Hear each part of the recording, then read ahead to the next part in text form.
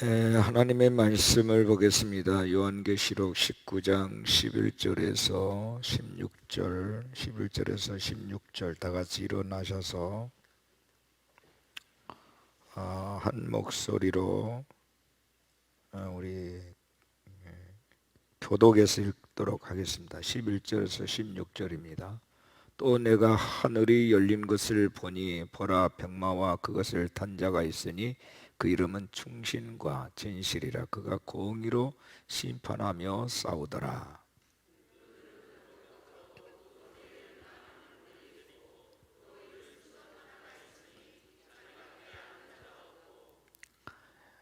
또 그가 피 뿌린 옷을 입었는데 그 이름은 하나님의 말씀이라 칭하더라.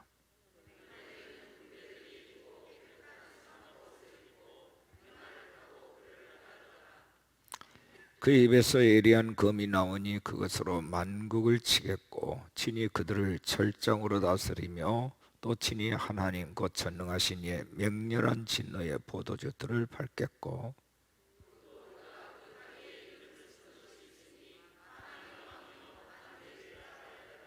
아멘. 백마를 타고 오시는 예수 그리스도에 대한 모습.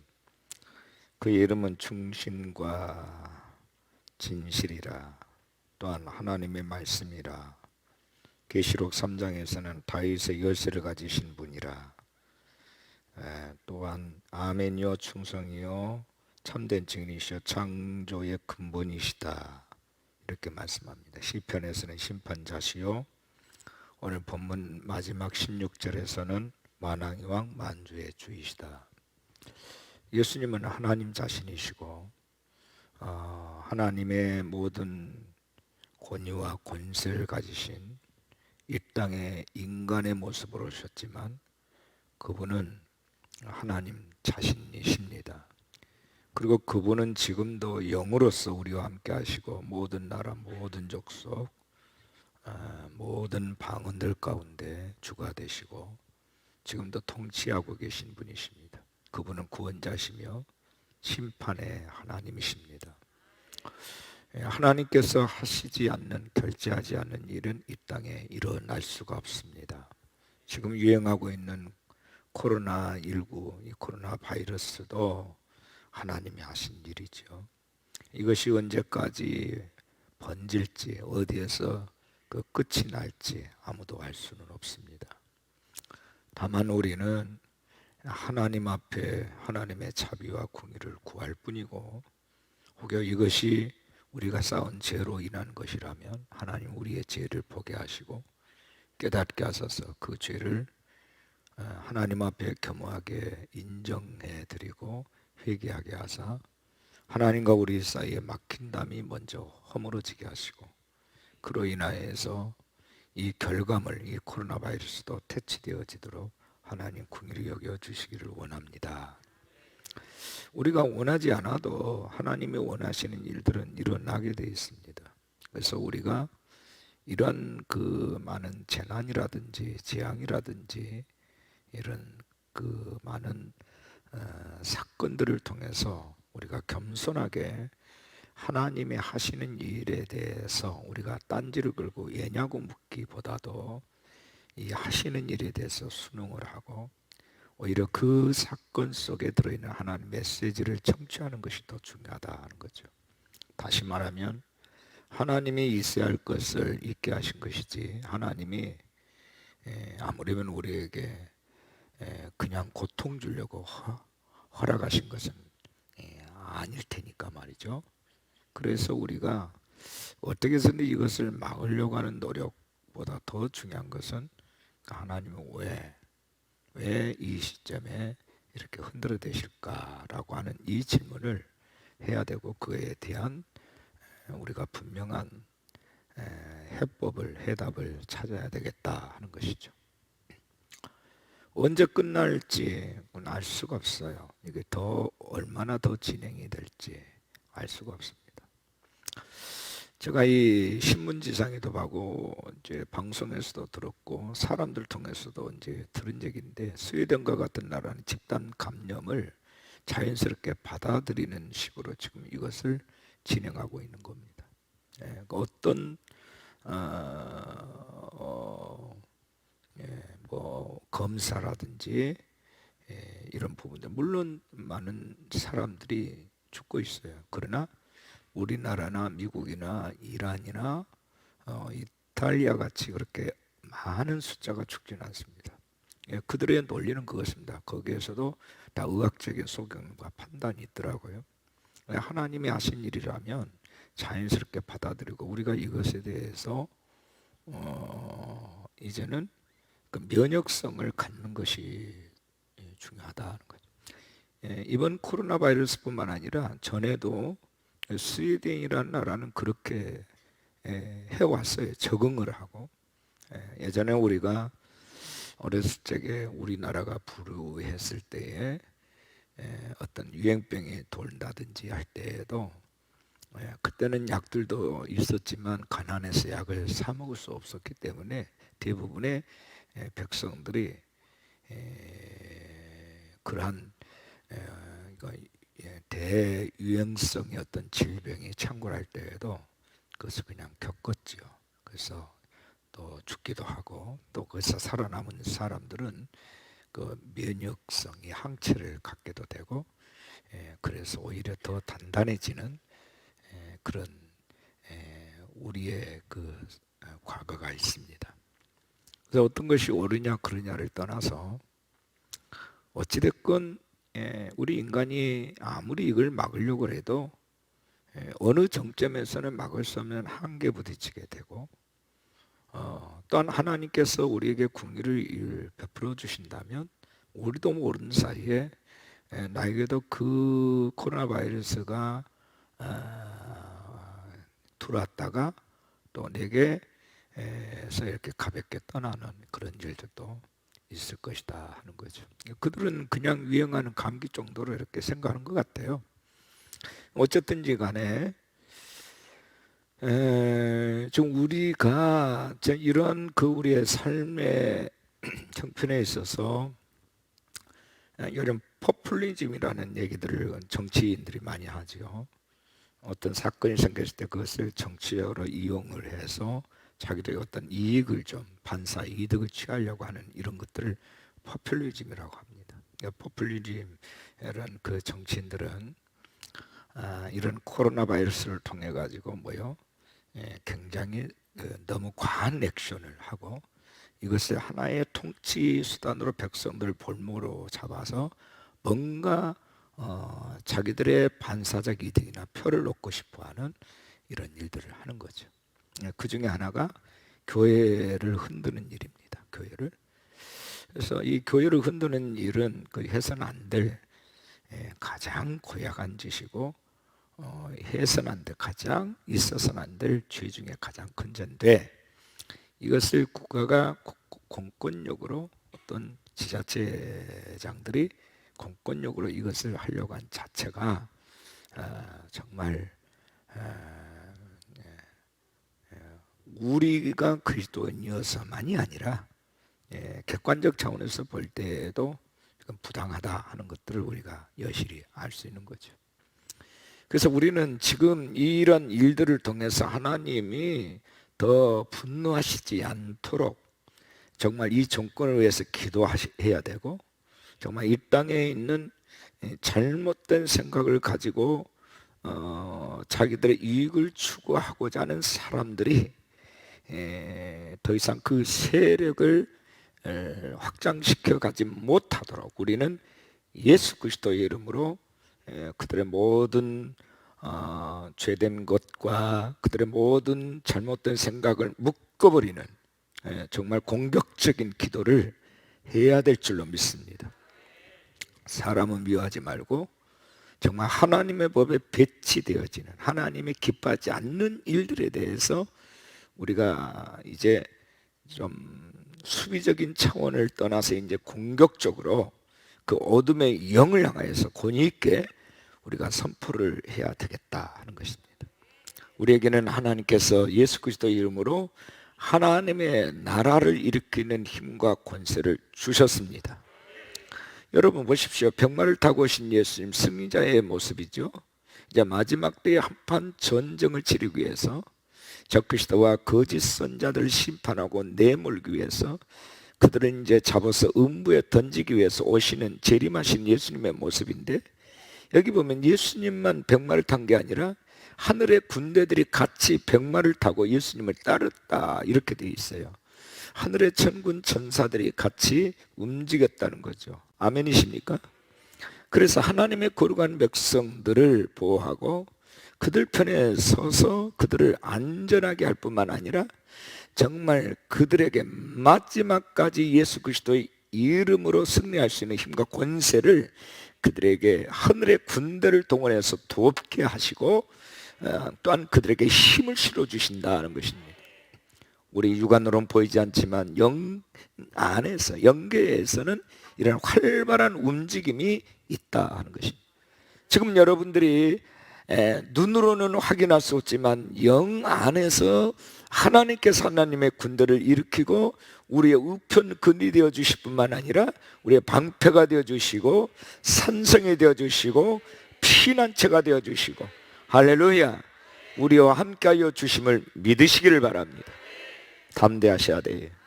예수 여러분 담대하시기 바랍니다. 예수 여러분으로 여러분, 하나님께서 원하시는 하나님의 목적하신 바가 이루어질 때까지, 하나님의 나라가 이 땅에 완전하게 건설되어지기까지, 하나님의 완전하신 통치가 이루어지는 그날까지 예수 이름으로 당당하게 서시기를 축원합니다. 축원합니다. 우리는 정말 사람들이 보기에는 힘이 없고 연약한 사람처럼 보이지만 우리는 힘이 없는 자가 아닙니다. 우리 안에는 예수 그리스도가 계십니다. 예수 그리스도는 하나님의 아들로 오셨고 하나님 자신이시며 하늘과 땅의 모든 권세를 가지고 계신 분이십니다. 그리고 영 안에서 그분의 영으로 말미암아 우리에게 힘을 실어주시고 우리가 능력을 베풀어 주십니다. 사망과 죽음의 권세를 이기게 하시고 죄를 이기게 하시고 하나님을 대적하는 모든 세력을 이기게 하신 분이시다. 어둠의 영을 이기게 하신 분이시다. 모든 각종 귀신들의 영을 이기게 하신 분인 줄로 믿습니다. 당당하시기 바랍니다. 예수 그리스도 이름으로 당당하게 서시기를 축원합니다. 근데 여러분, 오늘 말씀에 제가 주목해서 드리고 싶은 말씀이, 그동안에 예수님의 모습에 대해서는 많은 말씀을 드렸어요. 근데 15절입니다. 그 입에서, 예수님의 입에서 애리한 검이 나왔다. 그것으로 만국을 치신다. 열방을 치신다. 모든 나라를 치신다. 말씀의 검으로 입에서, 예수님의 입에서 애리한 검이 나와요. 좌우에 낯선 검이 나와요. 한 날은 구원에 관한 날이고 한 날은 심판에 관한 날이에요. 좌우에 낯선 검이에요. 이 검이 가는 곳에 정말 이 예리한 예수님의 입에서 나는 검으로 우리를 찔러댈 때에 우리의 죄를 찔러대면 우리가 회개하는 역사, 그러면 하나님께서 생명으로 나오게 하신 구원의 역사를 일으키고, 또 한 날은 뭐요? 강팍해서 죄를 회개할지도 모르고 오히려 하나님 앞에서 더 강팍하게 대적하는 사람들에게는 심판의 칼이 될 것이다 하는 거죠. 아멘이십니까? 여러분, 의사가 손에 메스를 들었어요. 의사가 환자의 아픈 부위를 여접시 째내가지고 거기에는 종양이라든지 못쓸 것을 다 도려냅니다. 그런데 그 환자를 죽이기 위해서가 아니라 살리기 위해서예요. 물론 도려내는 그 순간에는 정말 아프기도 하고, 여러 가지로 정말 내가 죽을지 살지 모르는 정말 심각한 상황에 이를지라도, 그러나 만병의 대의사이신 예수님께서 그 칼날로 말씀의 검으로 우리를 도려내시면 우리는 사는 역사 있게 될 줄로 믿습니다. 그거 아깝다 해가지고 우리가 암덩어리를 품고 있으면 안 되잖아요. 이거 도려내야 되는 거예요. 우리 안에 죄라고 하는 암덩어리를 우리가 품고 있으면 안 돼요. 예수님이 칼질하실 때 도려내고, 주여 내 죄가 그렇습니다. 내 죄가 정말 너무 온 땅을 덮었습니다. 내 안에 있는 죄를 주여 샅샅이 도려내 주십시오. 주여 여기도 있습니다. 여기도 암덩어리, 저기도 암덩어리 있습니다 하고 내가 내 입으로 시인하면 주님의 애리한 칼날로 우리를 도려내셔서 우리를 하나 생명의 부활로 나오게 하실 줄로 믿습니다. 우리에게 건강의 축복으로 나오게 하실 줄로 믿습니다. 근데 끝까지 도려낸도 불구하고 왜 나냐고 따지고 묻고 변명하기에 급급하고 여전히 죄를 감추려드는 사람들에게는 그 칼은 심판의 칼이 될 줄로 믿습니다. 근데 그 주님의 예리한 검이 말씀이라는 거예요. 말씀. 다시 한번 15절 보세요. 그 입에서 예리한 검이 나오니 그것으로 만국을 치신다. 지금 열방을 치고 있잖아요. 여러분 지금 코로나 바이러스가 친 것 같지만은 코로나 바이러스 같은 전염병을 명령하셔서 하나님 말씀이 치고 있는 거예요. 손 들고 아멘 합시다. 하나님의 말씀이 치고 있는 거예요. 자, 어디에 하나님의 칼을 들고 전쟁을 일으키시면 전쟁이란 독을 통해서 하나님의 말씀이 심판하는 거고, 기근이란 독을 통해서 하나님 말씀이, 여러분 보세요. 엘리야가 내 입의 말로 인하여 내가 비가 오지 아니야 하려면은 비가 이슬도 비도 내리지 아니할 것이다 말씀으로 했잖아요. 말씀으로 던지자마자 그냥 기근이 와버리잖아요. 비가 오지 않잖아요. 하늘문이 닫혀버리잖아요. 이슬도 내리지 않지 않습니까? 말씀으로 하는 거예요. 그러니까 그게 뭐 전쟁이든 기근이든 전염병이든 상관없어요. 예수 그리스도의 입에서 나오는 예리한 검과 같은 말씀으로 모든 만국을 치신다는 거예요. 그러므로 우리는 이 바이러스라고 하는 실제적으로 유장된 그 우리를 위협하는, 생명을 위협하고 있는 그 전염병을 두려워하지 말고 그것을 파송하시는, 그것을 명령하시는 주의 말씀 앞에 떨어야 될 줄로 믿습니다. 아멘. 주의 말씀 앞에 우리는 긴장해야 되는 거예요. 하나님의 모든 말씀 앞에 우리가 정직하게 서야 되는 거예요. 하나님의 말씀은 검이다. 아멘. 하나님 말씀은 진실하시다. 하나님 말씀은 정의로우시다. 하나님 말씀은 공평하시다. 하나님 말씀은 진리시다. 하나님 말씀은 검이다. 그 말씀 앞에 떨어야 된단 말이에요. 왜? 그 말씀을 보내신 자가 예수 그리스도이시기 때문인 것입니다. 근데 많은 사람들이 예수님을 보지 못해.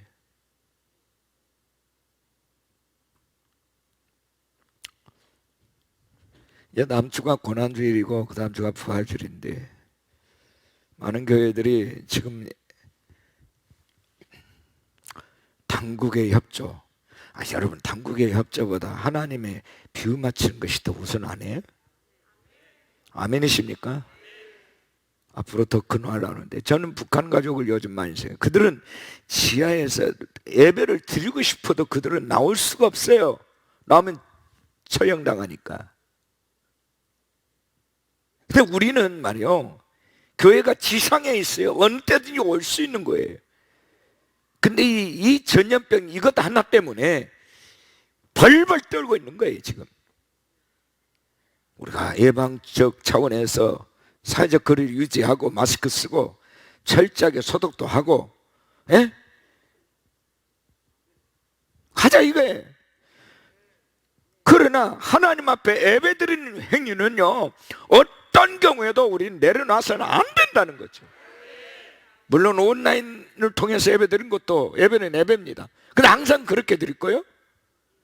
유약한 자나 질병이 의심된 사람이나 노약자나, 그래서 나로 인해서 다른 사람들에게 불편함을 주고 다른 사람의 걱정 끼칠까 봐 좀 자제한다는 차원에서, 또 해외 나갔다 오면은 자가격리 차원에서 그런 명령을, 혹시 행정명령을 받았다면 그런 차원에서 우리가 얼마 동안 격리돼야 된다라고 하는 부분에 대해서는 우리가 예의를 지킬 필요가 있어요. 그러나 누가 쫓는 사람 없고 누가 가두는 사람 없는데 스스로 내가 아버지를 예배하는 자리에서 물러서 버린다면 정말 하나님이 얼마나 섭섭하겠냔 말이에요. 그죠? 예? 다니엘 같은 자는 말이요, 예? 다리오 왕이 금령을 내리고 조서에 도장을 꽉 찍고 누구든지 말이요, 왕이라든지 왕의 다른 신들에게 절하거나 숭배하고 왕에게 절하지 아니하면 사자굴에 던지다는 것을 알면서도 그는 당당하게 문을 열고 전에 했던 방법대로, 아멘이십니까? 답시다. 전에 했던 대로 이게 굉장히 중요해요. 왜 전했던 대로라는 말은 무슨 말이냐면 하나님과의 약속이에요. 약속대로라는 말이에요. 약속대로. 이건 하나님과의 약속이에요. 이건 어느 누구도 바꿀 수 없는 아버지와 나 사이 1대1의 언약이라는 말이에요. 이걸 어느 누구도 이걸 깰 수가 없는 거예요. 이거 깬다고 그러면 내 목숨 내놓겠다는 거예요. 정말 우리의 믿음이 이렇게 생명을 바쳐 지킬 만한 가치가 없는 것일까요? 정말 그렇게 생각하세요?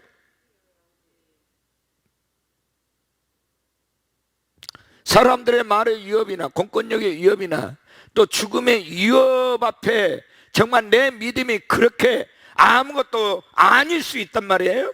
그 모든 것들을 내가 다 내려놔도 그것은 하나님이 봐줄 거라고 생각하세요?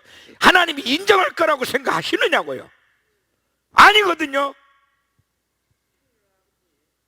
저는 내가 믿는 하나님은 그렇게 믿지 않아요. 하나님이 옹졸해서가 아니에요. 사람들 그죠? 하나님이 밴댕이 속이냐? 옹졸하냐? 왜 하지 말라는 것을 그렇게 하냐? 꼭 예배를 꼭 그딴 식으로 드려야 되느냐? 온라인 들을 수 있잖아. 사람들 그렇게 말을 하잖아요. 그럼 뭐 하려고 이 지상에 성전을 세우세요? 그죠? 하나님은 어디나 계시는데 무엇 때문에 이 땅에 성전이 있냔 말이야. 무엇 때문에 하나님 앞에 예배드리는 예배의 초소가 세워졌느냐 말이에요. 그죠?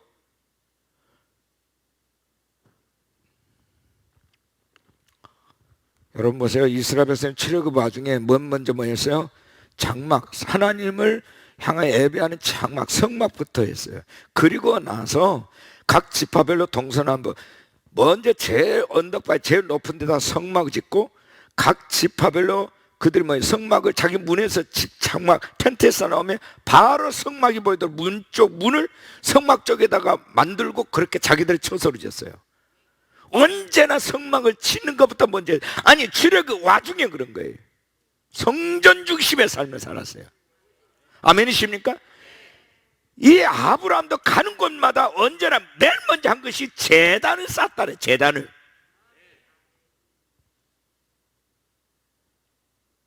하나님의 여정이니까 좀 봐주고, 우리가 가나안에 들어가서 그때 성전을 아름답게 지어가지고 그때 예배 드리면 안 될까요? 안 돼. 하나님께서 이 광야에 모세에게 맨 먼저 보여준 것이 뭐냐면 십계명과 성막에 관한 모든 설계들을 보여주시고 성막을 지으라는 거예요.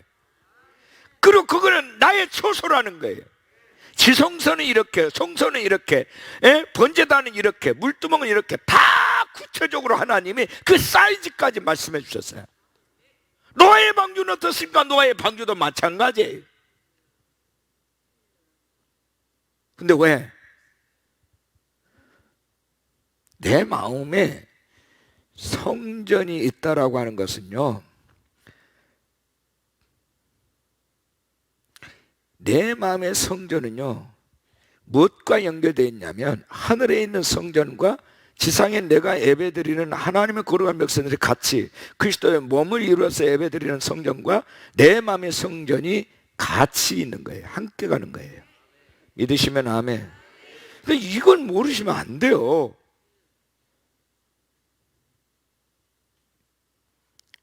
왜 이 성전에서의 우리가 공동체를 이루어서 예배드려야 합니까? 이 공동체를 이루어서 이 성소라고 하는 주님의 몸 안에서 예배드리는 것을 에클레시아, 교회라고 말해요. 그리스도 몸이라고 얘기합니다. 예배는요 혼자 드리는 게 아니에요. 그리스도의 몸이 함께 예배하는 거예요. 함께 아버지를 높여드리는 거예요. 함께 찬양하는 거예요. 거룩한 백성들이, 하나님의 패밀리, 하나님의 가족들이 함께 그리스도 몸 안에서 예배하는 거예요. 이게 교회예요. 교회. 그래서 그날이 가까운 것으로 모이기를 피하는 어떤 사람의 습관들처럼 하지 말고 더욱더 모이기를 힘쓰라. 아멘. 우리 10장이 그랬어요. 그리고 언제 성령이 떨어졌습니까? 성령의 불이 모이기를 그들이 힘썼어요. 사도행전 1장에 그들이 뭐요? 더불어 마음을 같이 전혀 기도하기를 힘썼다. 마음을 같이 했어요. 아멘이십니까? 마가에 따르면 최초의 교회, 최초의 교회에서 그들이 모였어요. 그 마음을 같이 해서 하나님 앞에 기도했어요. 그것이 불이 떨어졌어요. 사도행전에 보면 120명 문도가 남았죠. 예수님의 부활을 마지막에 목격한 사람 500여 형제인데 그들이 아마 약속의 성령을 기다렸을 거라고 같이 그러잖아요. 예수님의 부활을 목도했으니 얼마나 너희들 기다리라는 주님의 명령 말씀이 그냥 가슴에 확확 박혔지 않겠어요? 근데 그들이 모여서 기도했는데 적어도 처음에는 500명 그 이상이 됐겠죠. 목도한 사람만 치더라도 500명이니까. 그런데 오순절날, 그런데 예수님이 40일 동안 거하시고 승천하셨어요. 오순절날은 승천하시는 10일째 되는 날이에요. 10일 정도 가니까 사람들이 막 떨어져 나가는 거예요. 그래서 남은 사람들이 120명 남았어요. 어디? 교회 안에. 근데 거기 있는 사람들은 다 성령 충만을 받았다. 아멘. 밖에 있는 사람 얘기는 없어요. 거기 있는 사람들은 다 받았어요. 손 들고 아멘 합시다. 밖에 있는 사람들 얘기는 없다고. 근데 거기 있는 사람들은요, 졸았어도 다 받아. 거기에서 막 졸고 앉아있어도 받아. 기도 안 해도 받아. 거기 있다는 이유 때문에 불이 떨어져 버린 거예요. 주의 몸에 불이 떨어져 버린 거예요. 자, 여러분 보세요. 우리는 몸인데 제가 요즘 그 치료를 하면서 그 어떤 아침에 공복에 먹는 그 효소가 있거든요. 근데 이거를 공복에 쫙 먹고 뜨거운 물에 한 잔에 딱 먹잖아요. 그러면 온 몸이 찌릿찌릿하고 얼굴이 붉죠. 온 몸이. 그거 참 신기해요. 내가 뭐 특별히 고통정리 안 해도 지가 알아서 온몸을 그냥 완전히 찌릿찌릿 전기에 감전된 것처럼 그렇게 해버리는 거예요. 이거예요, 여러분. 성령의 불이 떨어지면 누구에게나 같이 떨어져 버리는 거예요. 손 들고 아멘. 우리의 노력으로 된 게 아닙니다. 하나님 약속을 믿고 하나님의 처소 주의 몸된 그 몸 안에, 그 교회 안에, 그 처소 안에, 성전 안에 그들이 모여서 기도했어요. 아멘. 그거 때가 되면 떨어진 거예요. 때가 되면 하나님은 카이로스가 되면 떨어진 거예요. 오순절날이 이미 이르면 오순절이라는 때가 참여라는 말이에요. 때가 되면 이루어진 거예요. 지금 여러분 우리가 개들도 예배하잖아요. 한국의 때가 지금 한국의 시간이 됐다고 그러잖아요. 이건 뭐냐면 저와 여러분이 준비해가지고 우리가 그냥 산행을 해가지고 고체까지 올라간 게 아니고 하나님이 미리 다 정해 놓으셨어요. 하나님 때를 지정해 놓으셨어요. 하나님이 다 세팅해 놨어요. 때가 되니까 열린다는 뜻이에요. 우리의 노력과 관계없어. 근데 그 안에 있으면 같이 그거 뭐예요? 우리가 혜택을 받는 거예요. 그 무리 가운데 있으면 그 은혜가 우리에게 젖어 들어와 버리는 거예요. 손 들고 아멘. 그런 거예요. 우리가 노력해서 되는 게 아니라니까. 뭔 노력을 하세요? 은혜지.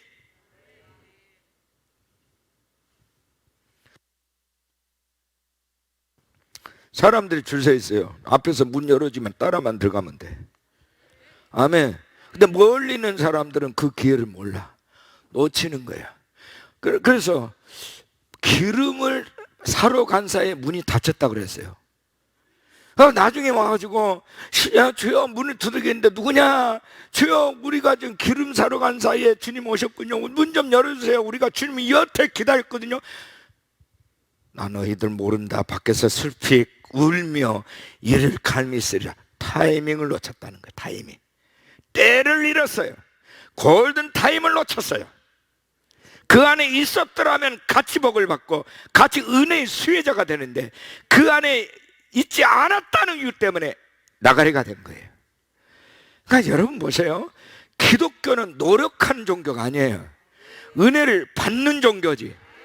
하나님은 은혜를 받는 거예요. 받는 거라고요.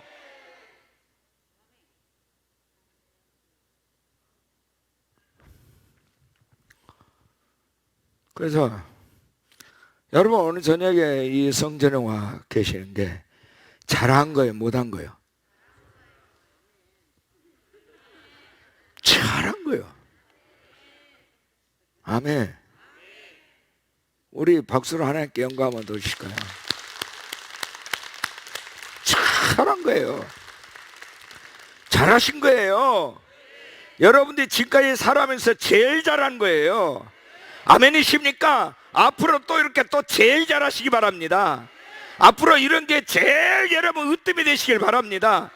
지금 여러분들이 지금까지 살아온 것 중에 하나님의 기쁨, 하나님 기뻐하신 일을 한 것이 제일 잘한 거라니까. 여러분들 돈 버는 일보다 더 중요해 이게. 모르시면 안 돼요. 난 사실 목회하면서도 나는 저보다도 우리 교인들 여러분 때문에 걱정할 때가 많아요. 아니 이보다 이제 더 큰 환난들이 계속 줄줄이 올 텐데 도대체 어쩌자고들 이렇게 완전히 이렇게 다 이렇게 그냥 무기력해질 수 있냐? 어쩌자고?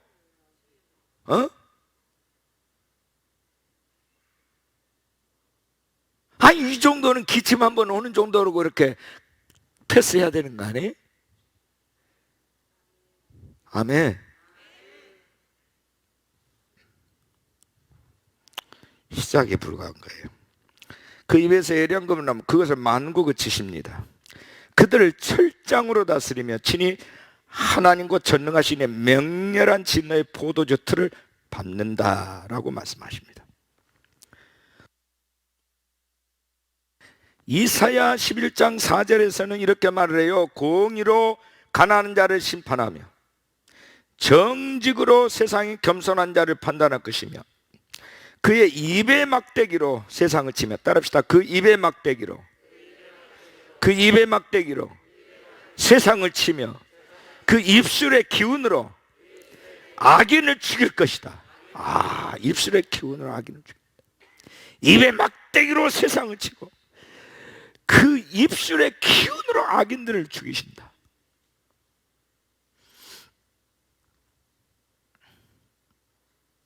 제 말씀이에요.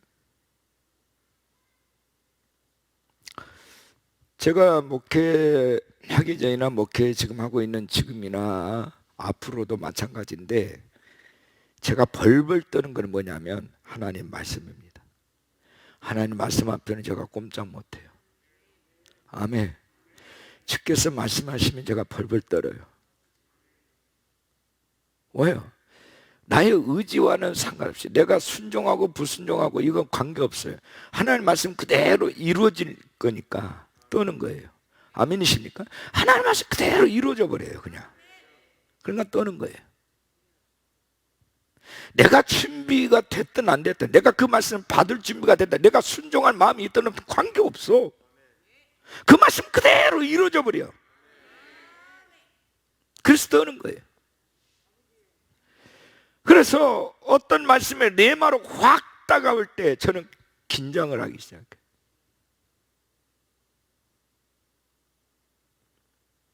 바울이 말씀을 전하고 말씀을 기록하면서 어쩔 때는 이렇게 표현해요. 가로 열고 해서 이거는 주께서 주신 말씀이 아니라 내 생각이라는 표현을 딱 써요. 제 마음이 자기 생각이라. 그렇지 않고는 모든 말씀에 대해서는 강하게 명령적으로 선포를 합니다. 아멘. 딱 구분을 지어요.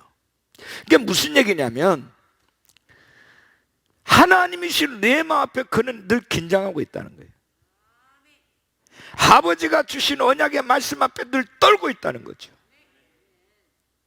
복음을 전하면서도 자기가 자기 철학과 논리와 지혜의 말씀이 지혜의 말씀으로 하지 않냐고, 지식이 지혜의 말로 하지 않냐고, 성령의 나타남을 지혜의 말을 하는 철학적인 언변, 그 논리학 수사적인 표현을 말하는 거거든요. 내가 전한 것이 지혜의 말로 하냐고, 성령의 나타남으로 하여. 아멘. 내가 성령이 나타나지 않을까 봐 심히 떨었다. 그러니까 내 사역 속에 내 입에서 나가는 모든 말씀이 성령이 사용하시는 권위 있고 권세 있는 말이 나가기를 원하는데, 정말 내 마음속에 무의식 속에서 톡 튀어나오는 내 생각이 나올까 봐 나는 긴장 또 긴장. 떨고 있다는 거예요. 아덴에서 그렇게 전도하다가 그렇게 논리적으로 하다가 그는 실패한 경험이 있기 때문에 또다시 그런 실패를 다시 하고 싶지 않다는 거죠. 이것 때문에 영적 침체가 3년이나 있었어. 그래서 건너교회에 내가 너에게 나갈 때는 이제는 성령이 나타나지 않을까봐, 내 말과 내 지식이 지혜는 말로 나갈까봐, 철학적인 이런 수단과 이런 수학적 표현이 나갈까봐, 내게 보이는 어떤 나의 스타일이랄까, 나의 정형화된 나의 아젠다에 의해서 정형화된 이런 것들이 나갈까봐, 오직 성령께서 나를 제한하시고 그런 것이 툭 튀어나올까봐, 오직 성령이 나타나지 않을까봐 난 지금 떨고 있다. 여러분, 무엇 때문에 뜨세요?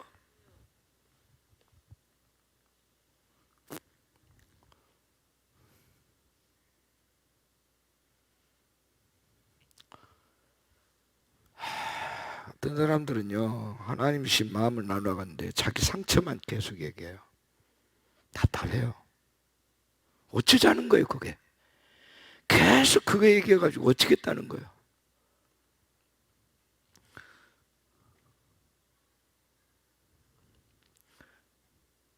지난번에 죄책감에 대한 설교했죠.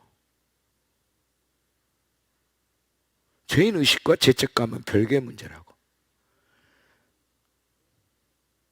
일사부절의 원칙에 의해서 하나님 앞에 회개하고 그 문제를 해결받았으면 이제 잊어버리고 새로운 피조물답게 새로운 언어를 가지고 새 시대를 열어가야 될, 아버지의 나라를 볼 줄 아는, 아버지께서 원하시는 말씀을 쏟아내고 선포하는 비전언이가 돼야 되는 거거든. 할렐루야. 근데 왜 자꾸 과거에 묶여 사냐는 말이에요. 왜? 언제까지 그렇게 살 건데?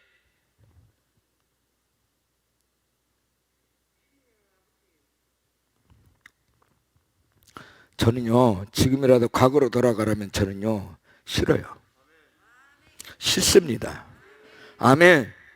좋았던 과거도 싫고요, 내가 싫었던 패배했던 과거도 싫습니다. 현재 아버지께서 여기까지 오게 하신 것이 감사해요, 그냥. 아멘. 지금까지 걸으면서 많은 실패도 좌절도 있었지만, 그러나 남는 것은 언제나 하나님의 은혜였고, 또한 실패될 만큼 다시 회복해 하시는, 그래서 더 전진하게 하시고 더 높은 곳에 이르게 하시는 하나님의 은총이 더 컸기 때문에 나는 오늘을 포기할 수가 없는 거예요. 과거로 돌아갈 수 없어요.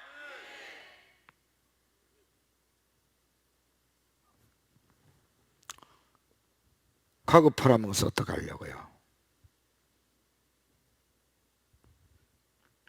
이게 치유가 안 된 사람들은요, 그러니까 과거의 캐릭터, 고집스런 자기의 에고에 갇혀서 한 발자국도 미래를 향하여서 믿음의 행보를 할 수 없는 사람들이 대부분이에요. 교회 안에 발전이 없어요.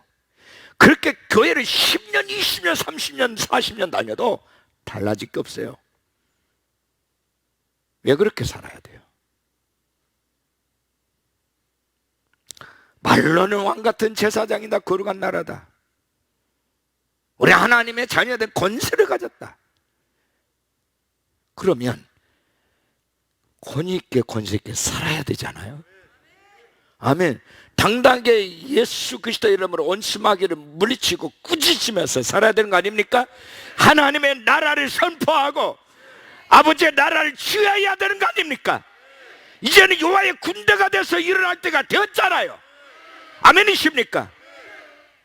근데 언제까지 그렇게 하나님 나라의 민폐덩어리가 될 건데요? 그래서 아버지가 근심하는 거예요. 이전 것은 지나갔으니 보라 새 것이 되었도다. 우리는 이미 새로운 피조물이 된 겁니다. 아멘이십니까? 그래, 예수 이름으로 당당하게 살아야 돼. 온시마이가 자꾸 설교, 야, 너 그래도 너는 형편, 너는 그래도 너는 안 돼. 너는 원래 그런 사람 있잖아. 예수 이름으로 온시마이야, 너 나한테 거짓말하면 나는 이미 복음으로 말미암아 이미 하나님께서 확정하고 확정했어. 나는 새로운 피조물이 됐어. 까불지 마. 그래야 되는 거 아닙니까? 나는 예수의 새 사람이 됐다. 새로운 실존에 대해서 이제는 존중하고 인정하고 앞으로 나가는 것이 중요하지.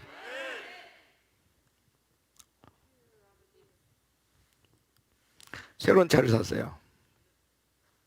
자, 우리 집사람 차를 타면 막 그냥 너무, 제가요, 내 인내 한계가 있어. 차가 안 나가. 악셀달 만날 밟아도. 왜? 맨날 시내만 그냥 15km, 30km 다녀가지고 고속도로 나가면은요, 빵 밟아도 안 죽고 100km 그냥 110km 쭉 나갈 거 아니에요. 디디디디디디디디디디디디디 엔진이 다 썩어버렸어. 그러면 얘가 길을 내니라고 한 시간 동안 예를 들면 그 다음에 조금 나아져요. 길을 내면.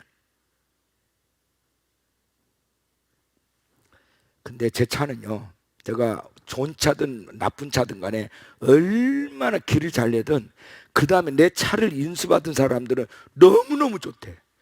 길을 잘 내갖고 그냥 멋있는데 그냥 다 그냥 고속도로 한번 나가면 쫙 밟아주거든요. 내가 차마 강단에서 몇 킬로를 밟았다는 말은 못하겠으니까.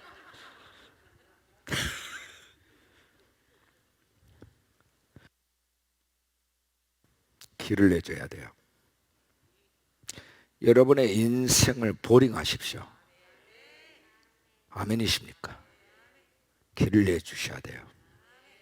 길을 드려야 돼요. 이게 경건의 훈련이에요. 경건의 훈련. 길을 내셔야 됩니다. 하나님 앞에 적응하는 훈련을 하셔야 돼요. 지금 우리 청년들도 우리 다음 세대들 보면 보석 같은 아이들이 많아요. 근데 훈련을 제대로 받아본 적이 없어서 자기를 어떻게 해야 할지를 모르는 거예요. 훈련 받아야 돼요. 아멘이십니까?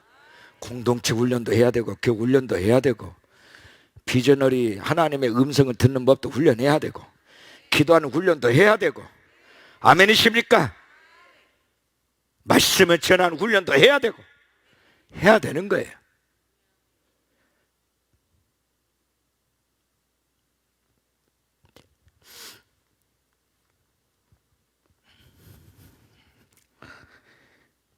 근데 여러분 아십니까? 데살로니가후서 2장 8절에서 12절에 보면 그때의 불법한 자가 나타나리니 언제? 말세에 주님이 오실 때 백마 타고 오신 주님 앞에 불법한 사람들이 이제 뭐요? 심판받을 불법한 자들에 대한 그 유형을 얘기하고 있는데 그때 불법한 자가 나타나리니 데살로니가후서 2장 8절부터입니다. 주 예수께서 그 입의 기운으로 따라합시다. 그 입의 기운으로 그를 죽이시고 그렇습니다. 주의 말씀으로 말씀 입에 나오는 기운 주의 말씀으로 그들을 죽이십니다. 강림하여 나타나심으로 패하리라. 지금까지 그 불법의 사람들이 불법한 자들이 활동하셨는데 주님이 오시면 그날에는 완전히 입의 기운으로 그들을 죽이시고 패하게 하신다는 거죠. 악한 자의 나타남은 사탄의 활동을 따라 모든 능력과 표적과 거짓 기적과 사탄이 능력이 있어요. 모든 능력과 표적과 거짓 기적을 행사합니다. 10절 불의의 모든 속임으로 멸망한 자들에게 있다. 멸망받을 자들에게 뭐요? 그들을 속이는 역사, 속고 속이는 역사가 있다. 이는 그들이 진리의 사랑을 받지 아니하고 구원을 받지 못함이라. 하나님께서 버려버린 자들에게 계속 멸망받을 자로 하나님께서 버려버린 자들에게 계속 사탄의 영을 받은 사람, 미혹의 영이 그들을 계속 속이고 있다. 그러니까 여러분 보십시오. 늘 잘 속는 사람들은요 늘 속아.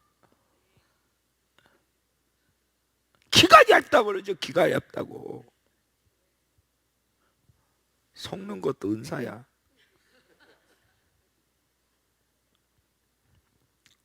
남 좋은 일만 하고 다니는 사람들은 맨날 퍼주다가 나중에는 거지가 되는데. 그러니까 하나님 미혹의 영을 누구한테 보냈냐? 하나님이 버릴 자에게 보낸다는 거죠. 무슨 얘기예요? 그들이 진리의 사랑을 받지 아니하여 구원을 받지 못하며 진리의 사랑을 비춰줘 그들은 거부한 사람들이라는 거죠. 그러니까 그 사람들에게 계속 미혹해요. 그러니까 이런 시천녀 같은 사람들이 가가지고요 걸고 넘어지는 사람들이 따로 있다는 얘기예요. 11절 이러므로 하나님 미혹의 역사를 그들에게 보내사 거짓 것을 믿게 하셨다. 왜? 진리를 믿지 않고 불의를 좋아하는 모든 자들 알고 무엇을 받게 하려 하심이라? 심판. 그들을 심판하시기 위해서 거짓 것을 믿게 해버린다는 거죠. 이 백성들이 거짓 정보에 속게 만들어요. 그 안에는요, 일반 사람들만 있는 게 아니에요. 거인들이 또 있어요. 목회자도 있고요, 장로도 있고요. 하나님의 말씀을 크게 듣는 게 아니라 성령께서 비추시는 빛의 말씀, 진리의 말씀 크게 듣는 게 아니라 오히려 그 반대에는 온시바이가 미혹하면서 우리를 위협하는 그 소리를 더 크게 듣고 더 신뢰하고 더 믿는 거예요. 그리고 그들의 영혼을 송두리쳐 모여 멸망의 자리로 끌고 가는 거예요. 근데 그걸 하나님이 그렇게 하신다는 거예요. 미혹의 영을 받은 사람 등에서 하나님은 그렇게 하시는 심판의 한 모습이라는 거죠. 한 유형이라는 거죠. 하나님은 심판받을 자를 하나님께 버려버린다는 거예요. 미혹의 영에 잡혀서, 거짓된 영에 잡혀서 진리를 거부한 사람들에게, 하나님의 사랑 거부한 사람들에게 너희들끼리 놀아 하고 하나님께서 꿀이 붙여버린다는 거예요. 이것이 하나님의 심판의 한 유형이다. 얼마나 서글픈 일이에요.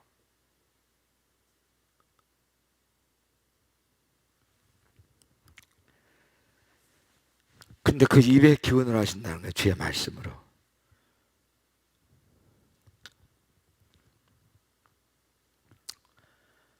정말 여러분요, 이때에 하나님의 성소에서 하나님의 귀한 진리의 말씀을 청정하고 아버지를 예배하고 아버지께 자비와 궁유를 구하는 여러분들, 이게 복인 줄로 믿으시기 바랍니다. 이게 복이에요. 어떤 분이 지나서 한 얘기 중에 그런 분들이 많아요. 목사님, 제가 한때 목사님 설교가 정말 안 들어와서 힘들었어요. 교회를 떠나려고 했어요. 근데 내가 그때 교회를 떠났다면 큰일 날 뻔했어요. 이런 고백한 분들이 많으세요.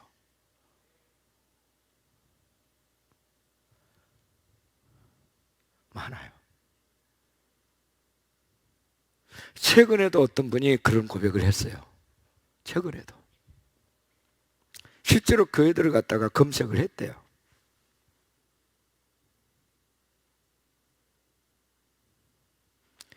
악몽에서 벗어난 기분이래요. 목사님 설교 듣는데 너무너무 힘들고 괴로웠대요. 나한테 고백한 말이에요.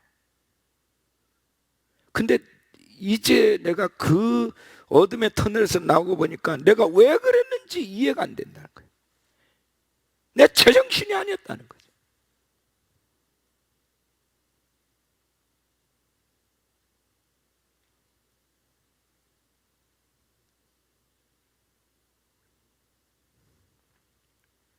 바로 오늘 말씀이에요. 아멘이십니까? 근데 이 로마서에도 보면 상실한 대로 내어 버려둔다는 말이 1장에만 해도 3번씩 나오잖아요. 내어 버려두사. 내어 버렸대, 하나님이. 버려버려 그냥. 우리 한번 따라합시다. 하나님께서 우리를 버리시면 모든 게 끝장이다.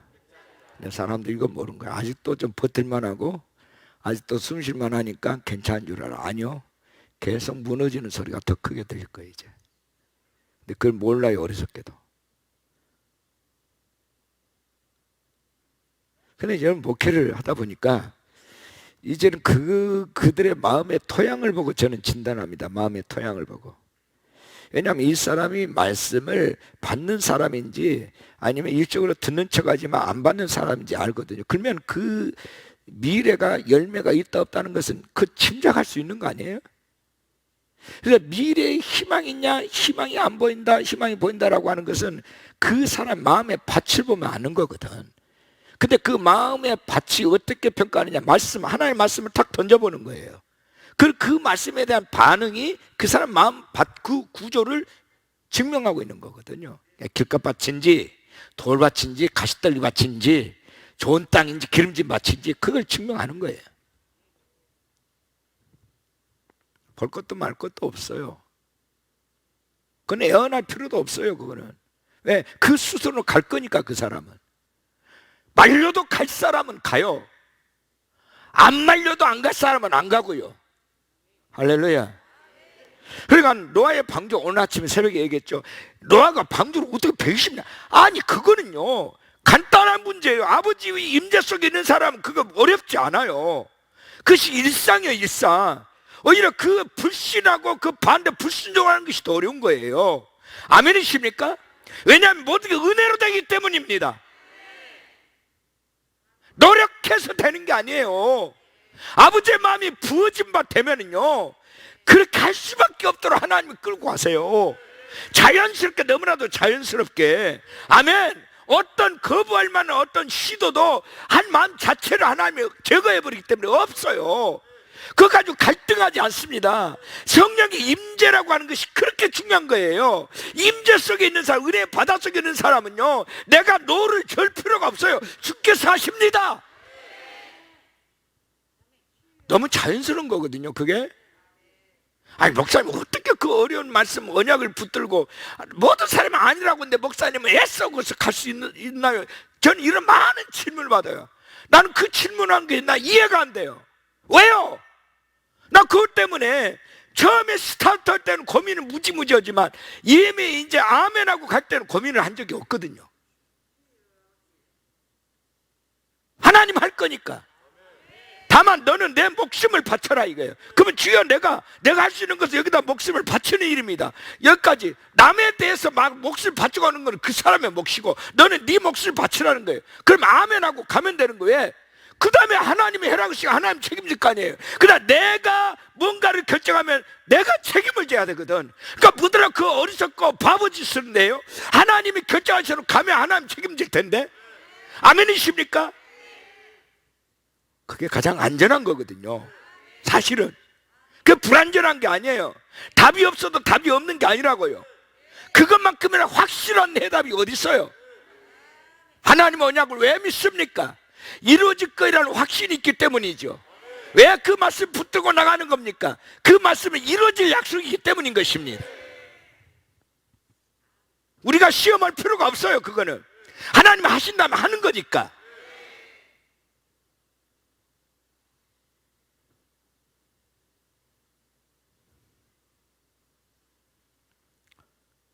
여호와의 말씀을 신뢰하시기 바랍니다. 하나님의 사랑을 신뢰하시기 바랍니다. 하나님을 의심하는 것이 죄예요. 죄.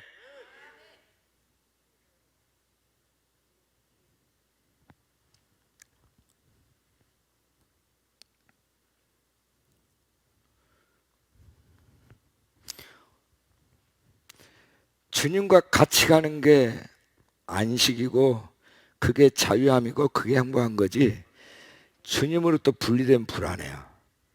그래서 어린아이가 엄마의 품에 있을 때 안정감을 느끼는 거예요. 걱정 거 없어요. 다 엄마가 결정하고 엄마 끌고 갈 건데 지가 뭔 걱정을 해요. 그래서 천국은 어린아이와 같아야 된다는 거예요. 천진난만 단순한 그게 아니에요. 철저하게 부모에게 보호자에게 의존적입니다. 얘는 지가 어떤 결정을 하지 않아요. 그냥 부모의 실화에 있는 것으로 안정감을 갖는 거예요. 부모가 결정하고 부모가 하는 모든 것에 대해서 거기에 안식함을 누리는 거예요. 이게 어린아이예요. 근데 이 아이가 조금 커가면서 인지 능력이 생기고 판단이 생기면서 이제 지가 이제 뭔가 하려고 막 주도권을 가지기 시작해. 그래서 사춘기한테 막 들이받잖아요. 왜 그런데요? 내가 왜 해야 된대요? 미운 집만 골라지요. 예, 지가 조동으로 큰 줄 알고. 그죠? 우리가 그래요. 우리가 여러분 영적 사춘기, 영적 사축이 예수 여러분 물리치시 바랍니다. 아멘이십니까? 예수 믿는 사람들이 무슨 그거 오는 게 있잖아. 그 갱년기. 무슨 갱년기가 있대요? 어마? 예수 이름으로 갱년기 물러갈지어다.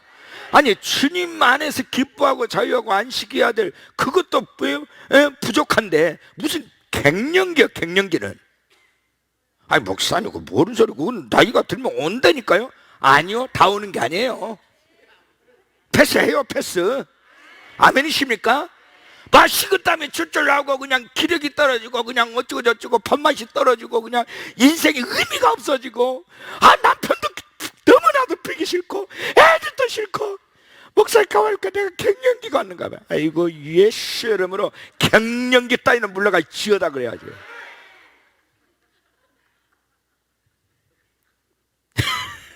아니 여러분 보세요. 저한테 갱년기가 있나? 갱년기 있는 것 같이 보입니까? 어떤 분이라고 내가 38이라니까 목사님 요즘 더 젊어졌어요 그러더라고. 턱선이 완전히 이제는 이 살이 없어져 버렸어요. 내가 만져봐도 없는 거예요. 이게 지방이 빠져버렸어 그냥. 야, 정말 주름살만 좀 제거하면 내가 좀 근다고 해서 보톡스를 맞기도 그렇고. 자, 웃자고 하는 얘기인데요, 여러분의 영이 늘 청춘이셔야 합니다. 예수의 피가 끓으셔야 돼요. 모세가 80세 하나님 부름을 받는 그 순간부터 120살까지 40년 동안 육체의 기력이 떨어지지 않고 눈이 새해지지 않았습니다. 체력이 그대로 유지됐어요. 정지 상태에 있었습니다. 아멘이십니까? 늙지를 않았어요. 이게 복음이에요.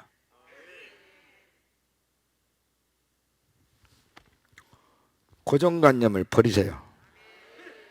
고정관념. 목사님 저는 8시간씩 자야 돼 기어코.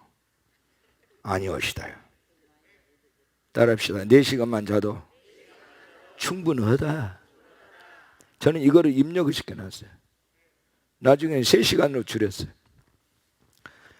그러니까 지금은 일찍 자면 딱 그 정도 되면 또 일찍 하나님이 새벽 2시에도 깨우고 새벽 3시에도 깨워요. 그럼 일부러 자려고 그러니까 성경 말씀 그 뒹굴뒹굴 하다가 하나님은 그때 주로 말씀 많이 주시고 환상을 보게 하셔요. 그래서 그 힘으로 목회를 하는 거예요. 할렐루야.